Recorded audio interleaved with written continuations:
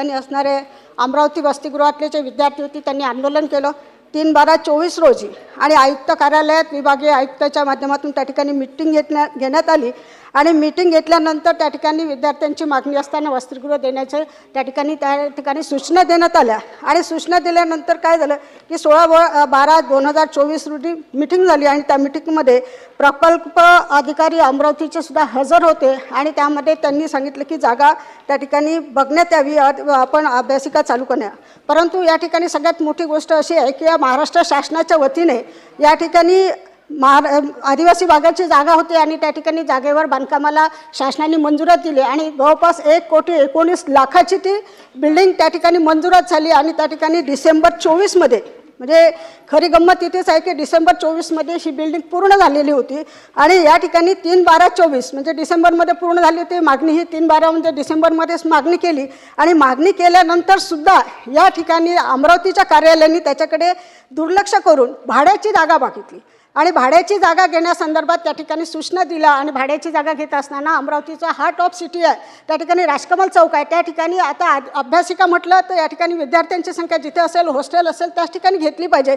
पण ही सिटीमध्ये जागा घेण्यात आली आणि ती जागेमध्ये त्याचा करार करण्यात आला आणि आपली शासनाची जागा असताना या ठिकाणी जाणून बुजून त्या ठिकाणी आपण जागा भाड्याने घेतली आणि भाड्याने घेतली असताना साहेब त्या ठिकाणी महत्त्वाचं मी या ठिकाणी सांगू इच्छिते, बांधकामासाठी 1,19,00,000 रुपये आले.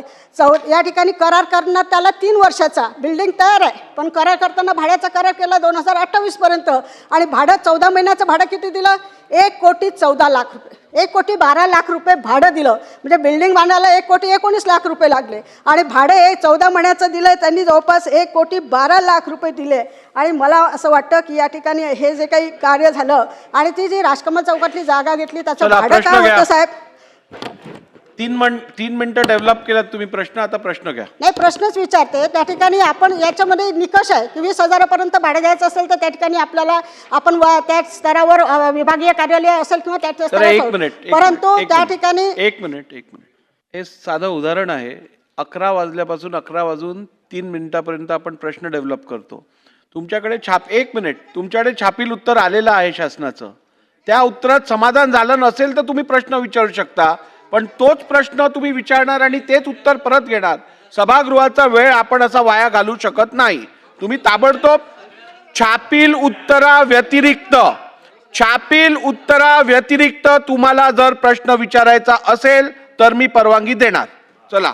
नाही, मला प्रश्न एवढंच म्हणायचं आहे की शासनाचं एवढं मोठं नुकसान होत असताना त्या ठिकाणी आपण बघतोय की भाडं किती दिलं साहेब, 8,24,000 रुपये महिना आणि अभ्यासिकामध्ये 100ची कॅपॅसिटी असली पाहिजे.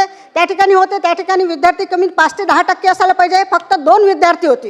ही सुद्धा बातमी आली, याची सुद्धा चौकशी झाली आहे आणि ह्या संपूर्ण प्रकरणाची चौकशी झाल्यानंतर सुद्धा त्या ठिकाणी गृहपाल म्हणून जो वाजपेयी नावाचा हे व्यक्ती आहे त्यांनी जे केलेलं आहे म्हणजे त्या तक्रार त्याला आज आपण निलंबन करणार का. 1,12,00,000 रुपये जे आपण शासनाच्या भाड्यापोटी दिलेले आहे आपली जागा असताना त्याच्याकडनं वसूल करणार का आणि त्या याला गृहपाला आजच्या आज निलंबित करणार का, याचं उत्तर शासनाने द्यावं.